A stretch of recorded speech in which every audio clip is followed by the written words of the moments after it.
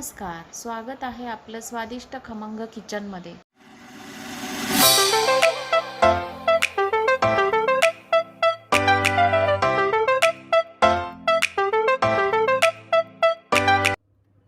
आपण आज संत्र्याची बर्फी बनवणार आहोत. तर आपण संत्री सोलून घेऊया.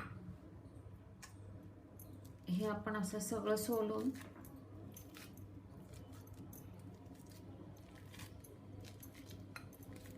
ह्याच्यातल्या बिया आणि साल काढून आपण पल्प काढून घेऊया. इथे मी संत्र्याचा गर काढून घेतलेला आहे, साल आणि त्याच्यावरची स्किन काढून घेतलेली आहे.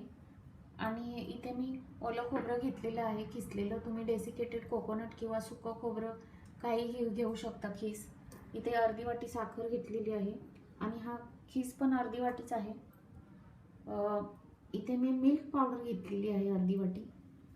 हे सगळं साहित्य तुम्हाला आवडीनुसार घ्यायचं आहे, म्हणजे साखर कमी जास्त करू शकता.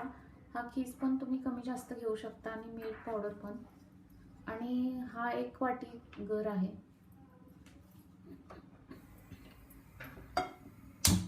आपण गॅसवर पॅन ठेवलेला आहे, त्याच्यात आपण थोडंसं तूप टाकलंय 1 चमचा. आणि आता हा गर काढलेला आपण घालून घेऊया त्याच्यात.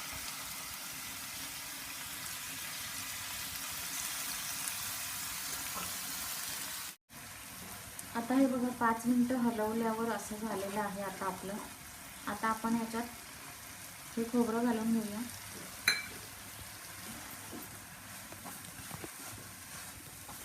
आणि साखर पण घालणार आहोत. आणि आता हे चांगलं मिक्स करून घ्यायचं आहे.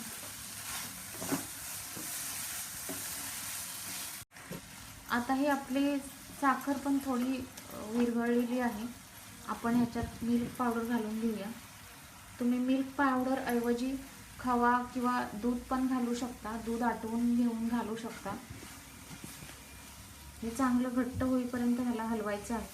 व्यवस्थित ह्याला मिक्स करून घेऊ.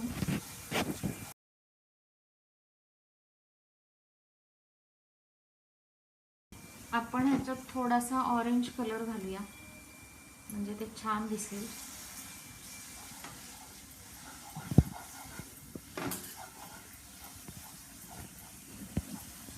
कलर फूड कलर ऑप्शनल आहे, नाही घातला तरी चालेल, पण घातल्यावर अगदी छान कलर येतो.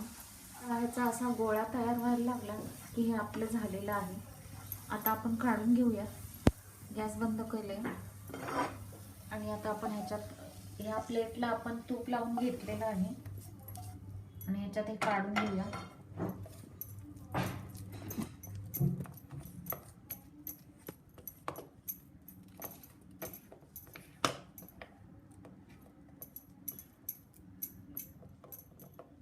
आणि ह्याला थंड होऊन द्यायचं आहे 4-5 तास तरी.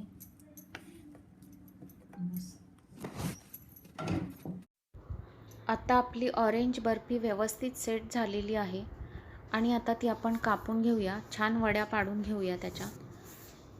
आणि तुम्ही ही रेसिपी करून बघा, खूप छान लागतात ह्या वड्या.